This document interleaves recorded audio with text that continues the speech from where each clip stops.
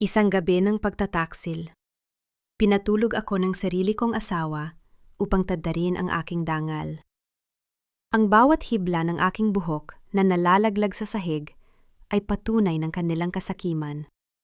Sabi nila, wala akong kwenta. Pero hindi nila alam, sa bawat pagtalim ng kanilang pang-aapi, mas tumatalim ang aking hangaring bumangon. Sino ang mag-aakalang ang isang kinalbong asawa ay magiging mitsa ng kanilang pagbagsak? Handa ka na bang makinig sa aking pagsilang mula sa abo? Nakasandig ang katahimikan sa bawat sulok ng silid, maliban sa mahinang pag-ikot ng bentilador na tila humihinga ng may kabigatan. Sa gitna ng dilim, bumasag ang isang tinig na kasing lamig ng bakal. Gawin mo na, Marco. Huwag kang mag-atubili. Sa oras na mawala ang buhok niya, kasama nitong maglalaho ang huling alas ng babaeng yan. Magmumukha siyang baliw sa harap ng mga abogado. At sa atin, mapupunta ang lahat. Ang boses na iyon ay kay Doña Remedios, ang biyana na itinuring ni Teresa na pangalawang ina. Ngunit ang mas masakit ay ang tugon ng lalaking pinagkatiwalaan niya ng kanyang buhay. I know, Mom. It's for the best. Pagod na rin naman akong magkunyari na mahal ko pa ang isang hampaslupang tulad niya. Let's just get this over with. Naririnig ni Teresa ang lahat. Gusto niyang sumigaw. Gusto niyang bumalikwas mula sa kama at sakta ng asawang si Marco. Ngunit ang kanyang katawan ay tila nakapako. Ang gatas na ibinigay ni Marco sa kanya kanina, ang gatas na may kasamang matatamis na salita at haliksano, ay may lason pala ng kataksilan. Isang gamot na nagpatulog sa kanyang kalamnan, ngunit nag-iwan sa kanyang pandama na gising sa impyerno, kay pait ng kabalintunaan. Bago siya pumanhik sa silid na ito, 3 oras na nagbabad si Teresa sa kusina para ihanda ang paboritong sinigang na baboy ni Marco. Tiniis niya ang hapdi ng hiwa sa kanyang daliri habang naghihiwa ng labanos. Iniisip na ang bawat patak ng pawis niya ay katumbas ng pagmamahal na bubuo sa kanilang pamilya. Ngayon, ang hapdi ng sugat sa kanyang daliri ay walang-wala sa tindi ng saksak sa kanyang puso. Naramdaman ni Teresa ang pag-upo ni Marco sa tabi niya sa malambot na kutson. Ang mabangong pabango nito na dati ay nagpapakalma sa kanya, ngayon ay amoy kamatayan. Naramdaman niya ang magagaspang na kamay ni Doña Remedios na humawak sa kanyang balikat. Itinataas ang kanyang ulo ng walang pakundangan. Pagkatapos ay narinig niya ang isang tunog. Hindi ito isang tinig, kundi isang mechanical na ugong na nagmumula sa isang kasangkapan.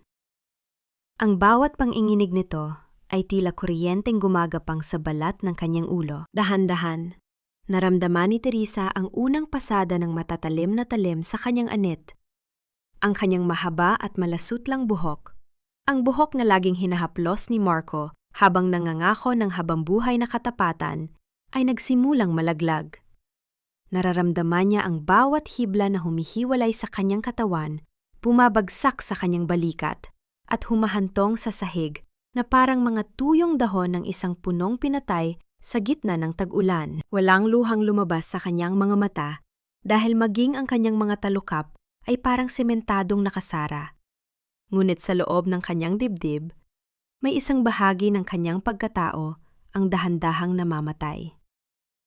Ang bawat hagod ng trimmer ay tila isang paglapastangan sa kanyang dangal bilang babae. Sa bawat segundo, nararamdaman niyang mas lumalamig ang paligid habang dumarami ang hibla ng buhok na nawawala sa kanya. Look at her, Marco. Pagtuya ni Doña Remedios. Ang boses ay puno ng kagalakan sa gitna ng karahasan. She looks like a plucked chicken. Wala nang ganda, wala nang yaman.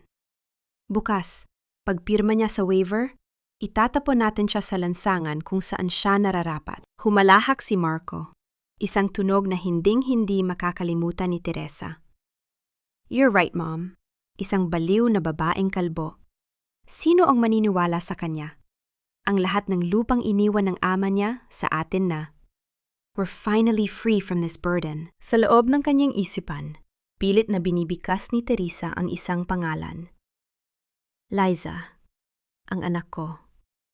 Ang tanging dahilan kung bakit nananatiling tumitibok ang kanyang puso sa gitna ng hapdi.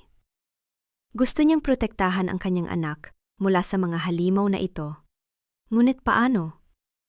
Paano siya lalaban kung ang mismong anino niya ay kinuha na nila? Lumipas ang tila ilang taon ng paghihirap hanggang sa huminto ang ugong ng makina. Naramdaman ni Teresa ang malamig na hangin mula sa bentilador na direktang tumatama sa kanyang hubad na anet. Isang kakaibang gaan sa ulo, ngunit isang napakabigat na pasanin sa kaluluwa. Naramdaman niya ang pagtayo ng dalawa. Narinig niya ang kanilang mga yabag na palayo sa silid, ang tunog ng seradura ng pinto na nilock mula sa labas, at ang muling pagbabalik ng nakabibinging katahimikan. Naiwan si Teresa sa dilim, nakahiga sa kama na dati ay kanlungan ng kanyang mga pangarap. Ngunit na yon ay naging kabaong ng kanyang danggal. Isang tanong ang paulit-ulit na umuukit sa kanyang isipan.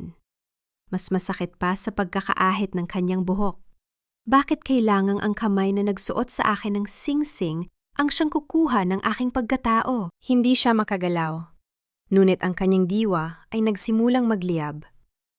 Sa bawat hibla ng buhok na nakakalat sa sahig ng silid na yon, may isang pangako siyang binuo sa gitna ng kawalan ng malay. Ang buhok ay muling tutubo, ngunit ang tiwalang sinira nila ay kailanman ay hindi na mabubuo. Isang bagong Teresa ang isisilang sa umaga. Isang babaeng wala ng buhok, wala ng takot, at wala nang ititira para sa mga taong nataksil sa kanya. Nanatili siyang nakahiga, naghihintay na mawala ang bisa ng gamot, habang ang ulan sa labas ay nagsisimulang humagupit sa bintana. Tila nakikiramay sa isang pusong winasak, ngunit tumatangging mamatay. Ang sinag ng araw na tumatago sa siwang ng kortina ay hindi nagdala ng pag-asa, kundi isang malupit na sulo na naglantad sa bawat hibla ng katotohanan. Dahan-dahang nawala ang pamamanhid ng mga kalamnan ni Teresa, ngunit pinalitan ito ng isang klase ng bigat na tila ibinaon ang kanyang buong pagkatao sa ilalim ng lupa. Itinaas niya ang kanyang nanginginig na kamay. Ang bawat sentimetro ng pag-angat nito ay tila isang paglalakbay patungo sa kawalan. Nang dumampi ang kanyang mga daliri sa kanyang anit, hindi ang malambot at pamilyar na buhok ang kanyang naramdaman. Ang nadama niya ay ang malamig, tuyot at hubad na balat. Ang bawat haplos ay tila isang kumpas ng kamatayan sa kanyang dangal. Napapingin siya sa sahig. Doon, sa ilalim ng liwanag ng umaga, nagkalat ang kanyang buhok. Mga itim na alaalang tinabas at itinapon na parang basura. Sa sandaling iyon, ang katahimikan sa loob ng silid ay napalitan ng isang mahinang hikbi na hindi nagmumula sa kanyang lalamunan, kundi mula sa pinakamalalim na sugat ng kanyang kaluluwa. Bumukas ang pinto ng walang babala. Pumasok si Marco, maayos ang pananamit, amoy mamahaling sabon, at tila walang bakas ng krimeng ginawa niya kagabi. Sa likod niya ay ang kanyang ina, si Doña Remedios, na may dalang isang tray ng pagkain na tila ba ay isang mapagkawagawang anghel. Gising ka na pala, Teresa, wika ni Marco. Ang kanyang boses ay walang bahid ng pagsisisi. You look different. Pero don't worry, para sa ikabubuti mo ito. You were acting so crazy lately. Kailangan naming gawin yan para mahimasmasan ka. Pilit na iginalaw ni Teresa ang kanyang tuyong labi. Bakit, Marco? Bakit niyo ginawa ito sa akin? Humakpang paitaas si Doña Remedios at ibinaba ang tray sa bedside table. Huwag kang mag-inay, Teresa. You should be thankful na hindi ka namin dinala sa mental hospital kagabi. Sa tindi ng stress mo, ikaw mismo ang kumuha ng trimmer at tinangka mo sakta ng sarili mo. Mabuti na lang at napigilan ka ni Marco. We had to finish what you started para maging pantay. Ang kasinungalingan ay dumaloy mula sa labi ng matanda na parang madulas na lason. Hindi makapaniwala si Teresa. Ang mga taong ito na binihisan niya ng serbisyo at pagmamahal sa loob ng maraming taon ay kaya palang baluktutin ang katotohanan ng walang kukurap-kurap. Hindi totoo yan, bulong ni Teresa. Ang kanyang boses ay paos at basag. Pinatulog niyo ako. Narinig ko kayo. Narinig ko ang lahat. Tumawa ng mahina si Marco, isang tawang puno ng pang-uuri. Sino ang maniniwala sa'yo, Teresa? Tingnan mo ang sarili mo sa salamin. Isang babaeng kinalbo ang sarili dahil sa depresyon? O ang respetadong pamilya Valderrama na nag-aalaga sa isang asawang nawawala sa katuwiran? Choice is yours, honey. Inilapag ni Marco ang isang folder sa ibabaw ng kanyang kandungan. Now, pirmahan mo na itong documents. It's a voluntary transfer of your inheritance management sa amin ni Mommy. You're not in the right state of mind to handle those properties, Teresa. Gawin mo na ito, at hinding-hindi ka namin pababayaan. Paano kung ayoko? Ang matapang na tanong ni Teresa. Kahit na ang kanyang buong katawan ay nanginginig sa takot. Dito na nagbago ang anyo ni Marco. Nawala ang mapagkunwaring pag-aalala at pinalitan ito ng isang matalim na banta. Yumuko siya ng malapit. Sapat para maamoy ni Teresa ang bango ng kanyang hininga na ngayoy tila amoy nagnanaknak na sugat. Kung ayaw mo, isipin mo si Liza, bulong ni Marco. Gusto mo bang lumaki ang anak natin na may nanay sa loob ng karsel? O sa loob ng puting silid ng mga baliw? Isang tawag ko lang sa mga kakilala ko sa korte, Teresa, at hinding-hindi mo na masisilayan ang muka ng anak mo. Do you want your daughter to see you like this? Isang kalbong baliw? Ang pangalan ng kanyang anak ay tila isang kidlat na tumama sa dibdib ni Teresa. Ang kanyang puso ay nagsumigaw sa sakit. Ang kanyang anak, ang tanging hiyas na natitira sa kanya, ay ginagamit na pambala sa kanyo ng kanilang kasakiman. Marco, please, huwag si Liza. Pagmamakaawa ni Teresa. Ang kanyang mga luha ay sa wakas ay bumuhos, dumadaloy sa kanyang mga pisini patungo sa kanyang hubad na leeg. Then sign it. Pirmahan mo na para matapos na itong dusa mo. Utos ni Doña Remedios habang iniyabot ang isang panulat. Sa gitna ng kanyang pagkalunod sa kawalang pag-asa, narinig ni Teresa ang isang maliit na tinig mula sa labas ng pinto. Mama? Mama, nasaan ka po? Bakit po nakasara ang pinto? Si Liza yon. Ang kanyang munting anghel ay naghahanap sa kanya. Sinubukang sumigaw ni Teresa para tawagin ang anak, ngunit mabilis na tinakpan ni Marco ang kanyang bibig gamit ang kanyang malapad na palad. Ang tindi ng pagkakaipit ng kanyang labi ay nagdulot ng hapdi, ngunit mas masakit ang katotohanang hindi niya mayakap ang kanyang anak sa sandaling ito. Huwag kang gagawa ng ingay kung ayaw mong makita kanyang ganito, banta ni Marco habang nanlilisik ang mga mata. Isang malamig na katahimikan ang bumalot kay Teresa, habang nakikinig siya sa maliliit na hakbang ng kanyang anak na dahan-dahang lumalayo sa pintuan. Tila ba ay isang pagkakataon na unti-unti ring naglalaho.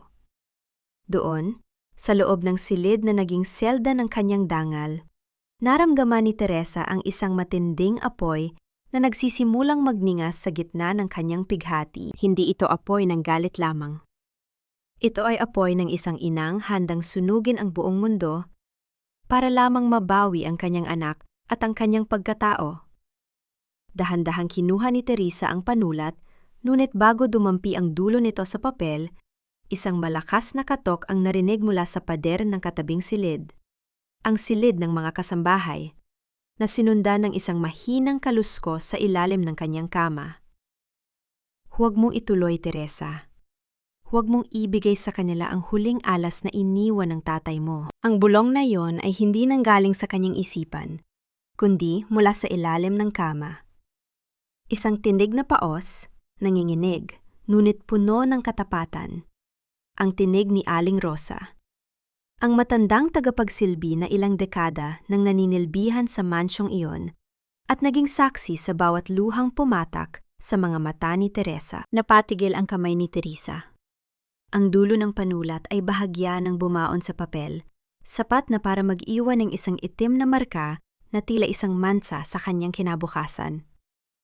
Tumingala siya at nakita ang nanlilisik na mga mata ni Doña Remedios, na tila isang buitreng naghihintay sa pagkamatay ng kanyang biktima. Ano pang hinihintay mo, Teresa? Pirmahan mo na yan! Asik ni Doña Remedios. Don't be so dramatic. You should be grateful na pinapakain ka pa namin sa kabila ng pagiging pabigat mo. Bago pa man makasagot si Teresa, isang malakas na tunog ng pagbasag ng paso ang marinig mula sa ibaba. Kasunod ang sigaw ng isa pang katulong. Ang pagkakataong iyon ang naging hudyat para kay Marco na lumabas ng silid upang tignan ang kaguluhan. Bit-bit ang kanyang inang, hindi maipinta ang mukha sa galit dahil sa gambala. Stay here. Huwag kang aalis dyan kung ayaw mong kaladtarin kita palabas.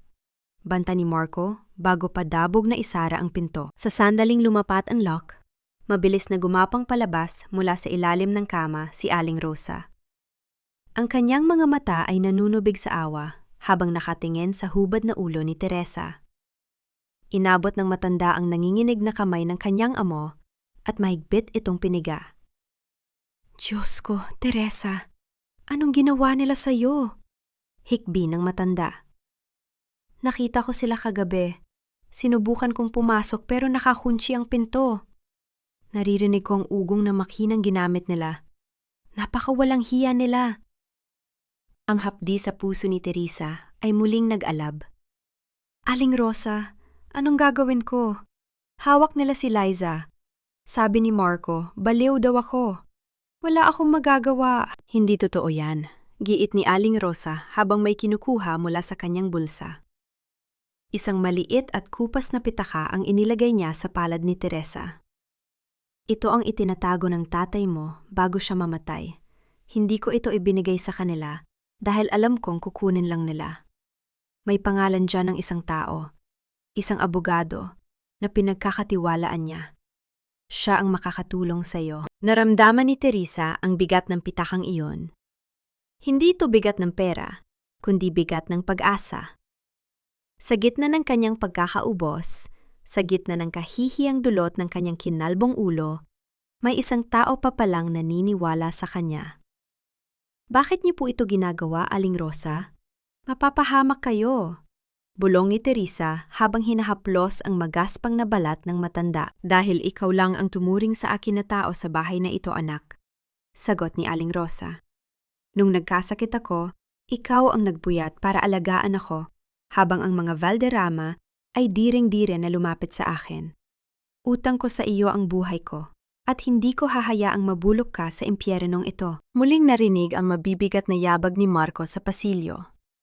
Mabilis na muling nagtago si Aling Rosa sa ilalim ng kama, ngunit bago siya tuluyang maglaho sa dilim, iniwan niya ang isang huling paalala. Huwag kang pipirma, Teresa. Magtiwala ka sa sarili mo. Mas matatag ka kaysa sa inaakala mo. Bumukas ang pinto. Pumasok si Marco na may kasamang dalawang lalaking nakauniporme ng pangsiguridad. Ang malamig na tingin ni Marco ay tila ba tinitimbang ang bawat hininga ni Teresa. Enough with the delays, Teresa, sabi ni Marco habang kinuha ang folder at inilapag ito muli sa tapat niya.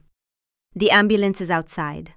Kung hindi mo pipirmahan ito ngayon din, hihilahin ka nila palabas at dadalhin sa institusyon. At sisiguraduhin ko na bago ka makalabas doon, nakalimutan na ni Liza na may ina siyang tulad mo. Tumingin si Teresa sa papel, pagkatapos ay sa sariling refleksyon sa bintana. Ang babaeng nakikita niya ay malayo sa Teresa na kilala niya. Kalbo, namumutla at wasak. Ngunit sa ilalim ng kanyang anit na hinubaran ng ganda, naramdaman niya ang isang klase ng tibay na hindi kailanman kayang tabasin ng anumang talim. Hinawakan niya ang panulat. Ang kanyang puso ay tumitibok ng mabilis. Tila isang tambol na naghanda sa digmaan. Ngunit sa halip na ilapat ang dulo nito sa linya ng pirma, dahan-dahan niyang itinaas ang kanyang paningin kay Marco. Sige, Marco. Tawagin mo ang ambulansya, wika ni Teresa sa isang boses na hindi nanginginig. Tawagin mo ang lahat ng tao sa subdibisyong ito. Hayaan mong makita nila ang ginawa niyo sa akin. Hayaan mong makita nila ang pamilya Valderrama na pumatay sa dangal ng sarili nilang kadugo. Ang gulat sa mukha ni Marco ay panandalian lamang, bago ito napalitan ng isang mapanganib na ngiti. You think you can win this, Teresa? You have nothing. No hair, no money, no witnesses. Mayroon akong katotohanan, sagot ni Teresa, habang ang kanyang kamay ay mahigpit na nakakuyom sa pitakang ibinigay ni Aling Rosa sa ilalim ng kumot. Ngunit bago pa man makasagot si Marco, isang malakas na kalabog ang narinig mula sa gate ng mansyon. Isang boses ng lalaki ang narinig na sumisigaw mula sa labas, tumatawag sa pangalan ni Teresa. Isang boses na banyaga sa pandinig ni Marco, ngunit nadulot ng kaba sa kanyang dibdib. Sino ang taong nasa labas? At paano niya nalaman na nasa panganib si Teresa sa loob ng mansyong tila naging isang kabaong? Marco, sino ang nangangahas na mambulabog sa atin sa oras na ito? Can't they see we are busy? Ang boses ni Doña Remedios ay puno ng pagkayamot, habang hinahawi ang kurtina upang tignan ang kaguluhan sa labas ng kanilang mataas na bakod. I'll handle this, Mom. Siguro ay isa lang yan sa mga pesting creditors ni Papa na hindi makapaghintay, sagot ni Marco na may kasamang pag-asik. Tumingin siya ng matalim kay Teresa bago lumabas. Huwag kang alis dyan. Pagbalik ko, sisiguraduhin kong nakapirma na yan. O baka gusto mong kaladgarin kita mismo patungo sa ambulansya. Nang sumara ang pinto, tila tumigil ang pag-ikot ng mundo para kay Teresa. Ang bawat tibok ng kanyang puso ay parang martilyong pumupukpok sa kanyang dibdib. Sa gitna ng katahimikan, dahan-dahang lumabas muli si Aling Rosa mula sa ilalim ng kama. Ang kanyang muka ay puno ng takot, ngunit may determinasyon. Teresa, na yun na. Habang abala sila sa labas, kailangan mo nang umalis. Bulong ng matanda habang tinutulungan si Teresa na tumayo. Pero si Liza, Aling Rosa, hindi ko maiiwan ang anak ko. Umiiyak na sagot ni Teresa. Ang panghihina ng kanyang tuhod ay tila hindi makasabay sa bilis ng kanyang isipan. Anak, makinig ka. Kung mananatili ka rito, kukunin nila ang lahat sa iyo, pati ang karapatan mong maging ina. Magpalakas ka sa labas, kumuha ka ng tulong, at bumalik ka para kay Liza. Ako ang bahala sa kanya rito. Hinding-hindi ko siya pababayaan.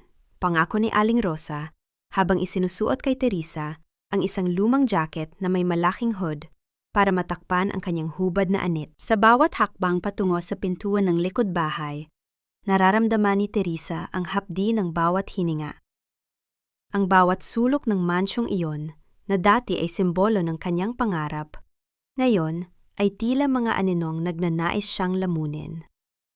Habang binabagtas nila ang madilim na pasilyo patungo sa kusina, naririnig niya ang malakas na pagtatalo ni Marco at ng isang lalaki sa harap ng gate. Hindi niyo pwedeng gawin ito. May karapatan kaming malaman kung nasaan si Teresa. Ang sigaw ng lalaki sa labas ay tila pamilyar, ngunit hindi matandaan ni Teresa kung saan niya ito narinig. Nakarating sila sa pintuan ng labahan. Pinuksan ito ni Aling Rosa nang walang ingay. Ang malamig na hangin ng gabi ay humalik sa balat ni Teresa. Isang paalala ng kalayang matagal nang ipinagkait sa kanya. Tumakbo ka na, Teresa. Huwag kang lilingon. Bili ni Aling Rosa bago siya itinulak ng bahagya patungo sa madilim na harden. Tumakbo si Teresa. Sa gitna ng kadiliman, ang kanyang mga paa ay sumasabit sa mga ugat ng puno at matatalas na damo. Ngunit hindi siya huminto. Ang kanyang puso ay sumisigaw sa bawat hakbang.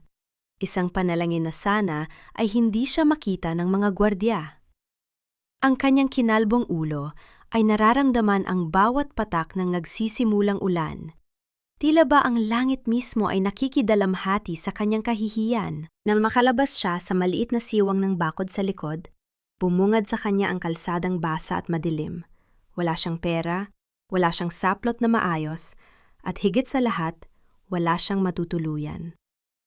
Ngunit sa kanyang kamay, mahigpit niyang hawak ang pitakang iniwan ng kanyang ama, ang tanging kumpas na gagabay sa kanya sa gitna ng unos. Biglang isang malakas na ilaw mula sa isang sasakyan ang tumama sa kanyang likuran. Ang tunog ng preno ay tila isang babala na hindi pa tapos ang kanyang paghihirap. Napatigil si Teresa. Ang kanyang katawan ay nanginginig sa takot. Inisip niya na marahil ay naabutan na siya ng mga tauhan ni Marco. Dahan-dahang huminto ang sasakyan sa kanyang tabi. Bumukas ang pinto at isang lalaking naka-Amerikana ang bumaba. Ang kanyang mukha ay nababalot ng seryosong ekspresyon habang nakatingin sa kaawa-awang kalagayan ni Teresa. "Ikaw ba si Teresa Valderrama?" tanong ng lalaki. Ang kanyang boses ay malalim at may awtoridad. Hindi makapagsalita si Teresa. Ang hood ng kanyang jacket ay bahagyang nalaglag. Inilalantad ang kanyang kinalbong ulo sa ilalim ng malamig na ulan. Ang kahihiyan ay tila isang lason na muling kumalat sa kanyang sistema. Ngunit ang lalaki ay hindi nagpakita ng pandidire. Sa halip, ang nakita ni Teresa sa kanyang mga mata ay isang bagay na matagal na niyang hindi nakikita sa ibang tao: respeto at habag. "Sino ka?" Ang tanging lumabas sa bibig ni Teresa sa gitna ng kanyang panginginig. "Ako si Fidel Santos," sagot ng lalaki, habang hinuhubad ang kanyang Amerikana para isaklob sa nanginginig na balikat ni Teresa. "Ang abogadong hinahanap mo. At narito ako para bawiin ang lahat ng kinuha nila sa iyo." Sa sandaling yon, ang huling lakas ni Teresa ay tuluyan ng bumigay. Ang kanyang mga tuhod ay lumubog sa basang kalsada, at sa gitna ng dilim at ulan, ang kanyang mga hikbi ay naging isang malakas na hagulhol. Isang paglabas ng lahat ng sakit, lahat ng dusa, at lahat ng galit na itinago niya sa loob ng maraming taon. Ngunit sa gitna ng kanyang pagluha, isang katanungan ang pumasok sa kanyang isipan na nagdulot ng panibagong kaba. Bakit alam ni Fidel kung nasaan siya? At sapat ba ang tulong ng isang abogado laban sa kapangyarihan at kasamaan ng pamilyang Valderrama? Ang bawat patak ng ulan na humahampas sa bintana ng sasakyan ay tila mga hibla ng latigo na muling nagpapaalala kay Teresa ng bawat pasakit na tinamo niya sa loob ng mansyon. Sa loob ng kotse ni Fidel, ang amoy ng mamahaling leather at sariwang pabango ay sumusuntok sa kanyang pandama. Isang malupit na paalala na siya ay nasa mundo na ng mga taong may kapangyarihan, ang mundong nagtaksil sa kanya. "Uminom ka muna ng tubig. You're shaking too much, Teresa." Malumanay na wika ni Fidel habang iniabot ang isang bote ng tubig. Nanatili ang kanyang paningin sa kalsada, isang kilos ng paggalang upang hindi mailang ang babaeng nasa tabi niya na pilit na hinihila ang hood ng jacket upang itago ang kanyang kahihiyan. Nanginginig ang mga kamay ni Teresa nang kapin niya ang bote. Ang bawat galaw niya ay tila isang mabigat na pasanin.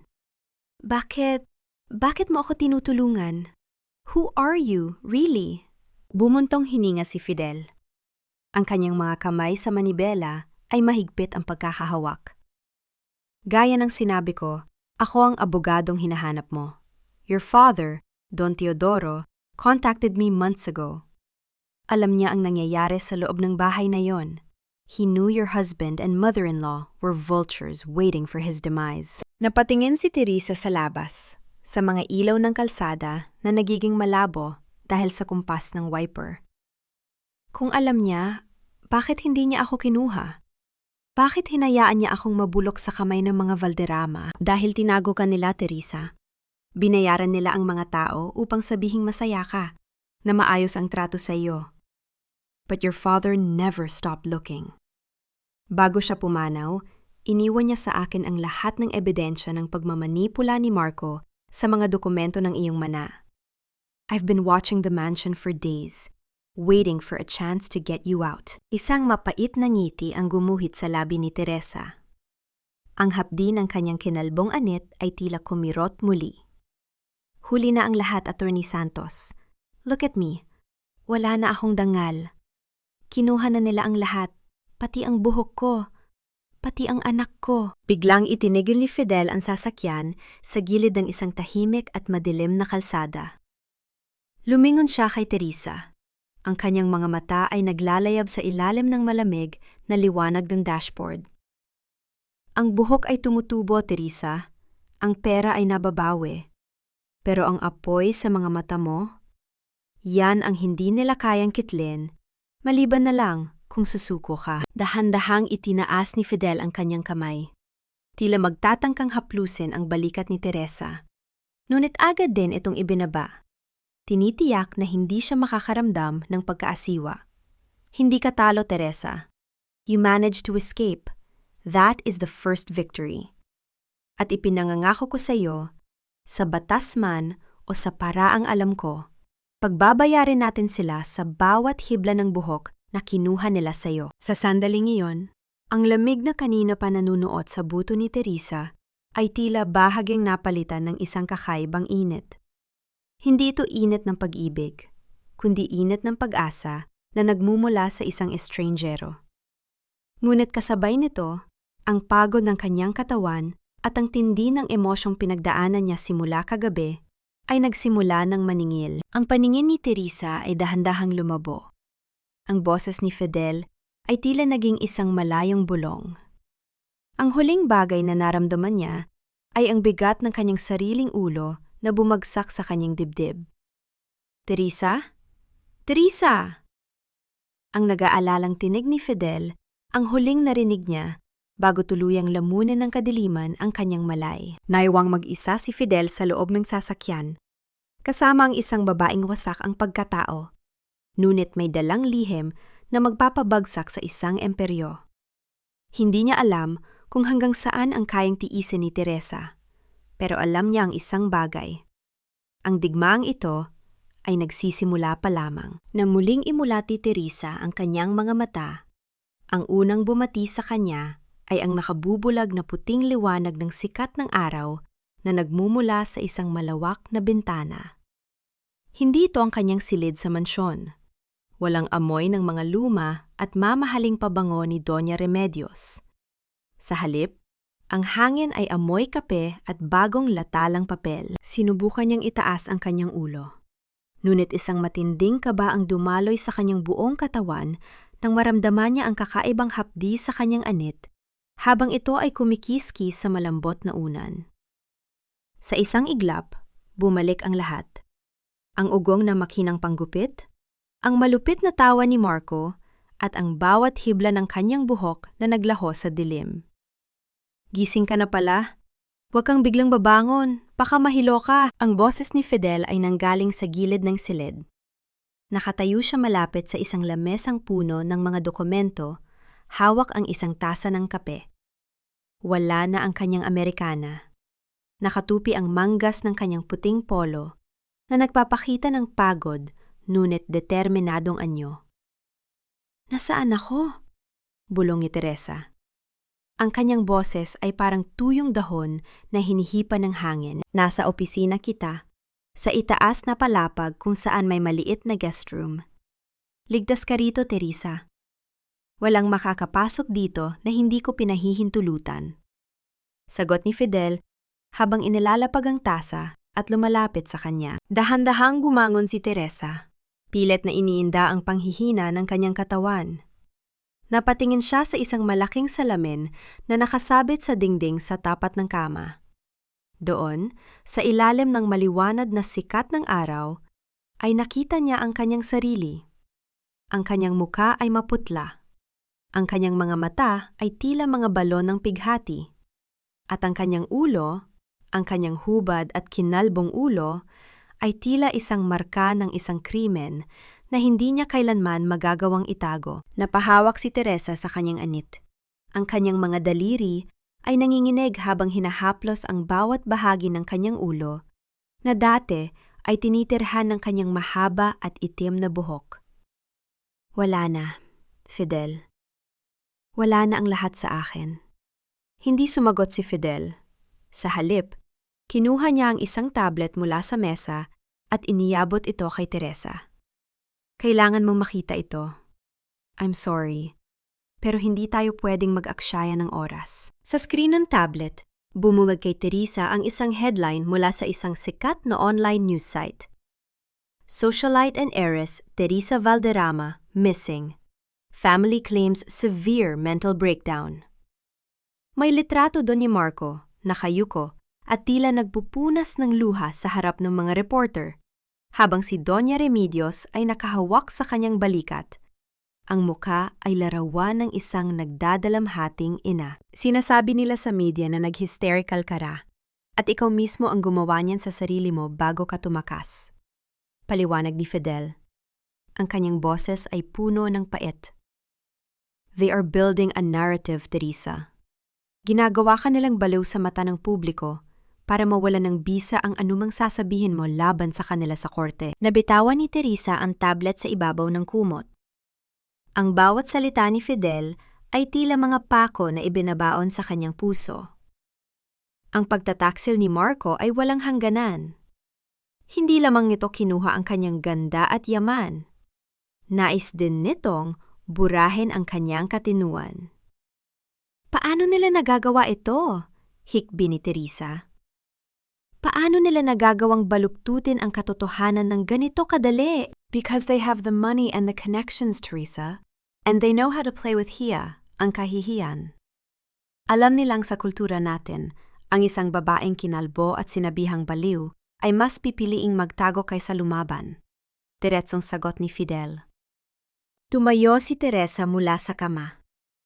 Ang kanyang mga binti ay nanginginig, ngunit pilit niyang itinayo ang kanyang sarili. Lumapit siya sa harap ng malaking salamin. Tinitigan niya ang kanyang refleksyon ng matagal, hanggang sa ang mga luha sa kanyang mga mata ay matuyo at mapalitan ng isang malamig na kislap. Inalis niya ang jacket na suot niya. Inilalantad ang kanyang mga balikat na tila mas lumiit dahil sa pagod. Ngunit sa bawat segundo ng kanyang pagtitig sa salamin, ang takot ay dahan-dahang naglalaho. Ang babaeng nasa salamin ay hindi na ang Teresa na sunod-sunuran.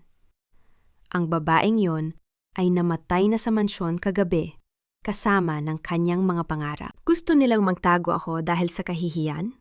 Wika ni Teresa. Ang kanyang boses ay hindi na nanginginig.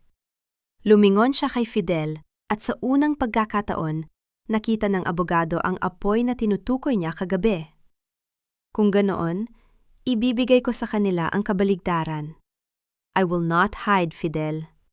Hahayaan ko silang makita ang bawat sugat na ginawa nila sa akin. Ano ang balak mong gawin? Tanong ni Fidel.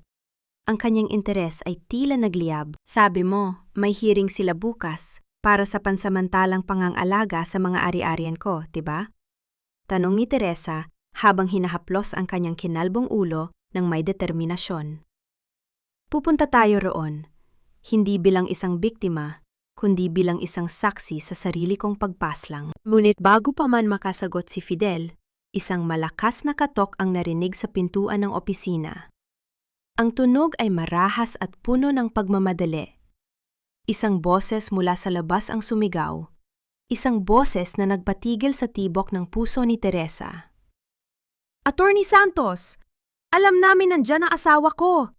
Buksan mo ang pinto kung ayaw mong sampahan tita ng kasong kidnapping. Si Marco. Nahanap na sila ni Marco ng mas mabilis kaysa sa inaasahan nila. Ang marahas na paghampas ng kamao ni Marco sa kahoy na pinto ay tila isang hatol ng kamatayan na umaalingaw-ngaw sa bawat sulok ng opisina. Napahawak si Teresa sa kanyang dibdib, ramdam ang mabilis na pintig ng kanyang puso na tila ibon na pilit kumakawala sa isang masikip na hawla. Ang bawat sigaw ni Marco mula sa labas ay nagdadala ng mga anino ng hapdi at takot na sinubukan niyang takasan kagabi. Teresa, pumasok ka sa loob ng banyo at ilak mo ang pinto. Huwag kang lalabas hanggat hindi ko sinasabi, bulong ni Fidel. Ang kanyang tinig ay kalmado, ngunit ang talim sa kanyang mga mata ay nagpapakitang handa siyang makipagdigma. Pero Fidel, baka saktan ka niya. Nag-aalalang sagot ni Teresa habang mabilis na isinusuot ang kanyang hoodie upang itago ang kanyang anet. Hindi niya ako pwedeng hawakan dito. This is my territory. Gawin mo na ang sinabi ko, bilis. Nanginginig ang mga binti ni Teresa habang naglalakad patungo sa maliit na banyo. Nang sumara ang pinto at marinig niya ang tunog ng lock, tila lalong sumikip ang kanyang mundo. Isinandal niya ang kanyang likod sa malamig na tiles. Pilit na pinatatahimik ang kanyang paghinga habang nakikinig sa mga kaganapan sa labas. Narinig niya ang pagpihit ng doorknob at ang tunog ng bumukas na pinto. Ang yabag ng mga sapatos ni Marco ay pamilyar. Mabigat, mayabang, at puno ng awtoridad. Nasaan ang asawa ko, Fidel? I know she's here. Huwag mong hintayin na tawagin ko ang mga pulis para haluhugin ang basurang opisina mo. Singhal ni Marco. Ramdam ni Teresa ang put sa boses nito. Ang parehong boses na bumulong sa kanya ng mga kasinungalingan bago siya kinalbo. Mr. Valderrama, you are trespassing on private property. At tungkol sa asawa mo, kung ang tinutukoy mo ay ang babaeng minaltrato at pinagtaksilan ninyo, wala kang karapatang hanapin siya rito o kahit saan pa. Mahinahong sagot ni Fidel. Ngunit bawat salita ay parang latigo na humahampas sa hangin. Wala kang alam, Attorney Santos. Teresa is mentally unstable. She needs medical attention, and you are obstructing justice by keeping her here. Look at what she did to herself. She shaved her own head in a fit of psychosis. Napapikit si Teresa sa loob ng banyo. Ang bawat salita ni Marco ay tila mga karayom na tumutusok sa kanyang balat. Ang tindi ng gaslighting nito ay walang hangganan. Gusto niyang lumabas at isigaw ang katotohanan. Ngunit ang takot na muling mahawakan ng mga kamay ni Marco ay nagpako sa kanya sa kinatatayuan. Mental breakdown? O baka naman mechanical breakdown ng trimmer na ginamit niyo ni Doña Remedios? Banat ni Fidel. Huwag mo akong gaguhin, Marco. I have witnesses. I have reports. Witnesses? Sinong maniniwala sa mga katulong mo? At ikaw, Fidel, bakit ka ba nakikialam? Is it because you want a piece of her inheritance too? Akala mo ba hindi ko alam na matagal lang binubuntutan ng pamilya mo ang yaman ng mga Valderrama? Narinig ni Teresa ang tunog ng nagkiskisang mga gamit. Tila may itinulak o hinablot si Marco sa ibabaw ng lamesa ni Fidel. I am her husband. By law, I am her legal guardian. Buksan mo ang lahat ng pinto rito o sisiguraduhin kung bukas na bukas din ay wala ka ng lisensya. Sa gitna ng tensyon, isang bagay ang napansin ni Teresa sa loob ng banyo. Sa maliit na siwang sa ilalim ng pinto, nakita niya ang anino ng isang tao na dahan-dahang lumalapit. Hindi ito ang anino ni Fidel. Ang anino ngayon ay may hawak na tila isang susi. Biglang narinig ni Teresa ang isang pamilyar na boses mula sa labas ng opisina. Isang boses na hindi niya inaasahang maririnig sa sandaling iyon. Marco, tama na yan. Hayaan mo na ang abogado. Ang tinig na yon ay kay Doña Remedios. Ngunit hindi ang galit na boses ng binan ang narinig niya, kundi isang boses na tila nagmamadali at may itinatagong kaba. Mom, hindi tayo pwedeng umalis nang wala siya. Kapag nakapagsalita siya sa korte bukas, tapos na tayo. Sagot ni Marco. Hindi mo naiintindihan, Marco. Bulong ng matanda, na narinig pa rin ni Teresa dahil sa katahimikan ng paligid. Nasa labas ang mga reporter. May kumuha ng video kagabi noong tinatapon ni Aling Rosa ang mga buhok sa basurahan. We need to leave, now. Gagawa tayo ng ibang paraan. Narinig ni Teresa ang marahas na pagbuga ng hangin ni Marco, kasunod ang tunog ng mga yabag na palayo. This isn't over, Fidel. Sabihin mo sa asawa ko, hinding-hindi siya makakatakas sa akin. Kahit saan siya magpunta, ako pa rin ang batas sa buhay niya. Nang muling sumara ang pinto ng opisina, nabalot na nakabibinging katahimikan ang silid. Dahan-dahang binuksan ni Teresa ang pinto ng banyo. Nakita niya si Fidel na nakasandal sa kanyang lamesa, hinihingal at tilapasan ang buong mundo. Lumingon si Fidel kay Teresa. Ang kanyang mukha ay puno ng pag-aalala. Narinig mo ba yon, Teresa? Hindi lang tayo ang lumalaban. Aling Rosa, she risked everything. She didn't just help you escape. She kept the evidence. Ngunit bago pa makasagot si Teresa, Napansin niya ang isang sobrang puti na naiwan sa sahig, malapit sa pintong nilabasan ni Marco. Dahan-dahan niya itong pinulot at binuksan. Sa loob ay walang sulat, kundi isang litrato. Isang lumang litrato ni Teresa noong bata pa siya, karga ng kanyang tunay na ama, at sa likod nito ay may nakasulat na mga salitang nagpatingkad sa kilabot sa kanyang buong katawan. Alam namin kung nasaan ang anak mo. Isang maling galaw at hinding-hindi na muling tutubo ang buhok niya, gaya ng sayo. Nabitawan ni Teresa ang litrato. Ang tagumpay ng kanilang pagtakas ay biglang naging abo. Hawak ng mga Valderrama ang pinakamahalagang bahagi ng kanyang buhay, ang kanyang anak na si Liza. Ang bawat salita sa likod ng larawan ay tila isang malupit na sumpa na nagpabagsak sa natitirang lakas ni Teresa. Napasandal siya sa pader. Ang kanyang mga kamay ay pilit na tinatakpan ang kanyang bibig upang pigilan ang isang pagsigaw na puno ng kawalang pag-asa. Ang takot para sa sarili ay madaling tiisin, ngunit ang banta sa kanyang munting si Liza ay isang patalim na dumiin sa kanyang pinakamalambot na bahagi. Babalik ako, Fidel. Kailangan kong bumalik. Paghagulhol ni Teresa habang sinusubukang abutin ang kanyang hoodie. Hindi ko pwedeng hayaang saktan nila ang anak ko. Hahayaan ko silang makuha ang lahat. Pipirmahan ko ang lahat. Huwag lang nilang hawakan ang buhok ni Liza. Mabilis na humarang si Fidel sa pintuan. Ang kanyang mga kamay ay mahigpit na humawak sa mga balikat ni Teresa. Pilit itong pinapakalma. Teresa, makinig ka sa akin. Yan ang gusto nilang gawin mo. Ang pasukuin ka gamit ang takot. Kapag bumalik ka ron, hindi lang ang mana mo ang mawawala, kundi ang pagkakataon mong mailigtas si Liza habang buhay. Pero wala kang anak, Fidel. Hindi mo alam ang nararamdaman ko. Singhali Teresa. Ang kanyang mga mata ay nanlilisik sa gitna ng mga luha.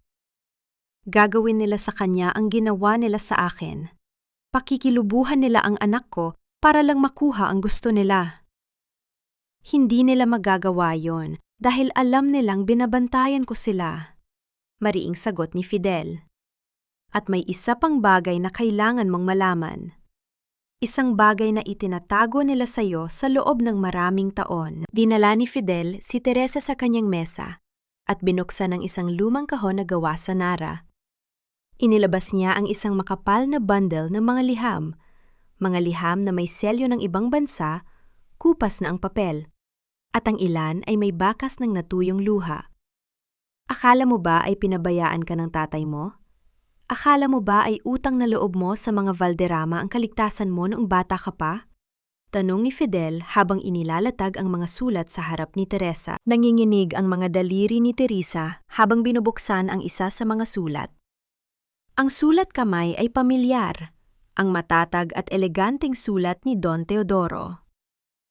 Mahal kong Teresa, pang-10 sulat ko na ito sa loob ng 1 buwan. Bakit hindi ka sumasagot?